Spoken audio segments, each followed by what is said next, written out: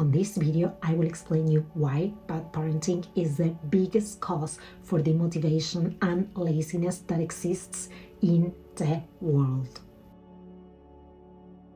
Stay here with me because I will show you how you can easily revert those low levels of energy throughout reparenting yourself.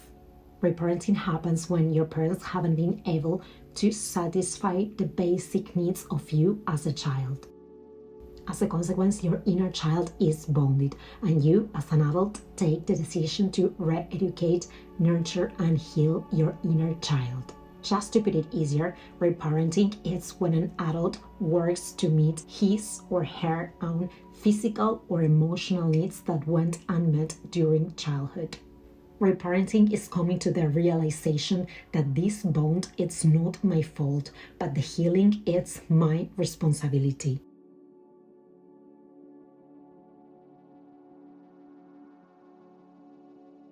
You might be wondering which is the connection between reparenting yourself and going from lazy to disciplined. Ultimately, when you successfully reparent yourself, you will have mental clarity, an abundance of energy, and an eager desire to move forward towards your goals. You will become unstoppable. You will get unblocked. This is 100% true. But for that, please let me explain you what this whole reparenting topic is all about. If you have a bonded inner child, please remind yourself that you already survived the abuse or neglect. You have already survived, and the best is yet to come, if and only if you transform yourself. Just to understand this concept more in depth, let's focus on what's the role of the parents. I will enumerate things kids absolutely need to develop to their full potential during their childhood and then throughout their adulthood. The whole point of me explaining which are the main responsibilities parents have towards their kids, it's just so you can clearly understand if you have been through a dysfunctional childhood or not. If you acknowledge you've been through a dysfunctional childhood, then you acknowledge you have a bonded inner child. And the only way to heal a bonded inner child is through reparenting yourself. I am a mom, and let me tell you that becoming a parent is the biggest responsibility someone can ever have. It's not easy in the slightest. If you don't take proper care of your child, he or she dies. As simple as that. You have a life in your hands. So with what I will say now, I just don't want to go hard on any parent really. I just want to talk straightforwardly about facts. Kids need this and this and this. Alright, so parents, first of all, should nurture their kids. They should provide strength for their kids. They need to provide safety and supervision. Parents should teach their kids how to regulate their emotions. They should protect their kids. Basically, kids should not be exposed unnecessarily to dangerous situations. For example, you want to go to a dinner party and you have two childs. One is 2 years old and the other one is 4 years old. And you decide to hire a nanny just for that night that you have never worked with before or that you don't really know. That is, for example, a no. Like, you cannot leave kids with a stranger, at least such young kids. Or even if you have no option and you will really want to do it, you need to have cameras in your house and you need to check them every now and then. I'm sorry, but yes, kids should not be exposed and stay with strangers. Parents need to understand that when you become a parent, your kids' safety is an absolute priority, because it's really hard then to fix something bad. Okay, let's go back to parents' responsibilities. Provide a routine. Just as adults, kids feel way more secure and confident when their daily activities are predictable and familiar. Kids thrive in routines because routines provide a solid structure around them. Routines provide that stability that kids absolutely need.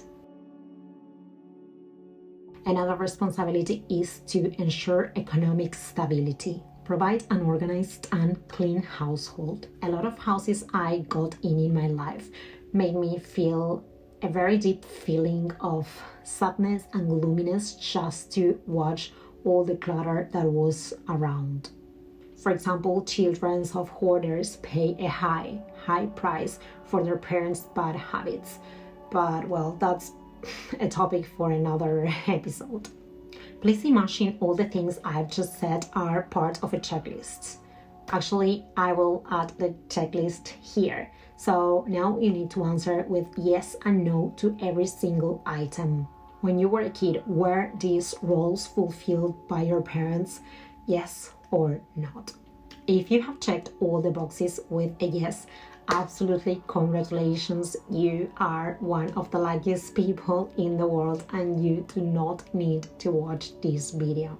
But if even one of the boxes is checked with a no, then at least in one aspect you had a dysfunctional childhood, just as probably 90% of humanity. When you experience a dysfunctional childhood, you need to go through the process of reparenting yourself if you want to live a much better adulthood, if you want to have a much better quality of life.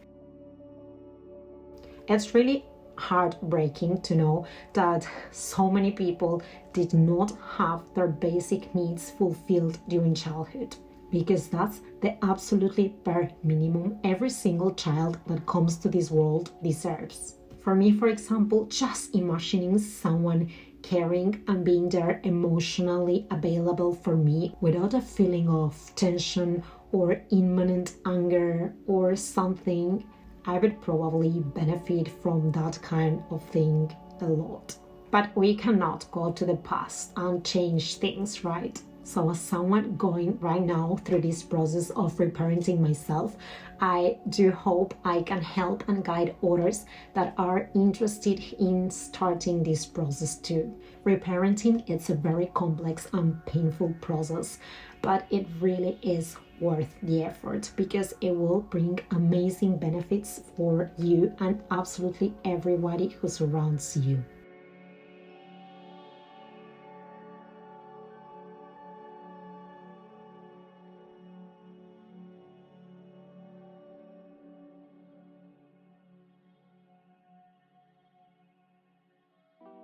Emotional loneliness usually starts during childhood due to feeling emotionally unseen by your parents. The loneliness of feeling emotionally unseen by others and the lack of affection hurts way more and way longer than a physical injury, but it doesn't show on the outside. The children who feel unseen will do absolutely anything to form some kind of connection with their parents. These kids learn very early in life how to put someone else's needs first at the price of admission to a relationship. Let me please repeat it. These kids will learn very early in life how to put someone else's needs first at the price of admission to a relationship. Unfortunately, these kids will keep on acting like this during adulthood and they will get entangled in very toxic relationships and they will also be trapped in their own fears. Also, I would like to add that this process of reparenting yourself is absolutely necessary for those people who lost one parent or both parents when they were very young, or for all of those people who, for whatever reason, have an absent mother or father figure.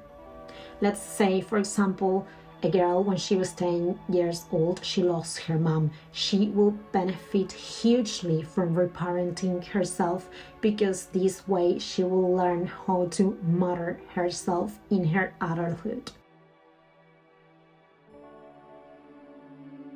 When I started to learn about reparenting, these were some of the most mind-blowing things that I found on books. Spoiler alert, this might be hard to hear, but anyways, you are already here and you may resonate with some of these things. Why a daughter or a son makes excuses for her mother's or her father's treatment?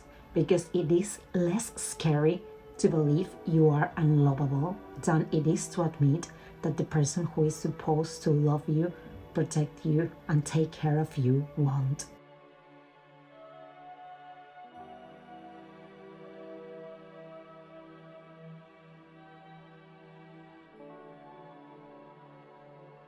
Your parents lied to you. Your parents made you believe that there was something inherently wrong with you. But you are broken because of them. If this is you, please remember you are so worthy of love, acceptance, and kindness.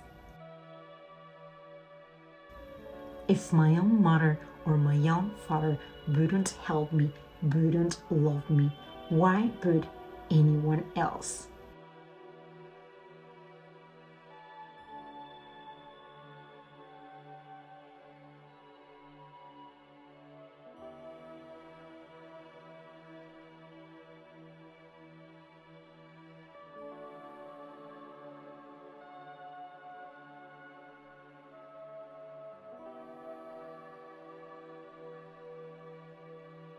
This is a fragment from the book Daughter Detox, and it says something like this. Ours is a story no one wants to hear. Everyone wants desperately to believe that in a world where love is so hard to find and even harder to hang on to, one kind of love is absolutely holy, sacred, and unconditional. A mother's love and a father's love. But the truth of the unloving parents who actively bones, dismisses, and disparages their child in words and actions, it's a cultural secret not many people want to acknowledge.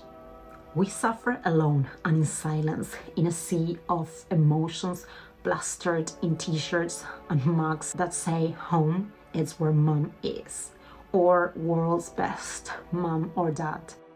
The sense of isolation, of being singled out in this way, of being labeled as damaged or less than, of being afraid that there is something terribly wrong with you, is just as bonding as the lack of a mother's love itself. The hole left in our hearts fills up with shame, self-doubt, self-loathing, but the discovery that there are others going through the same as us is actually extremely liberating.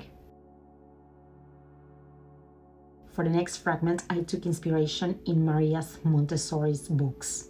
The child has a different relation to his environment from ours. From 0 to 6 years old, the child absorbs it all. The things he sees are not just remembered. They form a part of his soul. He incarnates in himself the world that his eyes see and his ears hear. Kids become their environments. Kids have an absorbent mind until the age of 6. When there is a transition to the reasoning mind we do have as adults.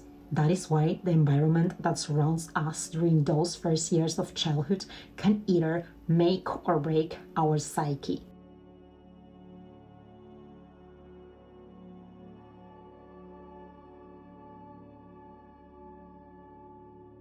Many of us did not feel love or emotional support when we were growing up. But this is not to blame our parents. They did the best they could with what they knew at the time and with the way they were raised to. But now, in the present, we can decide to take actions to undo the post-traumatic consequences we are experiencing in our adult life.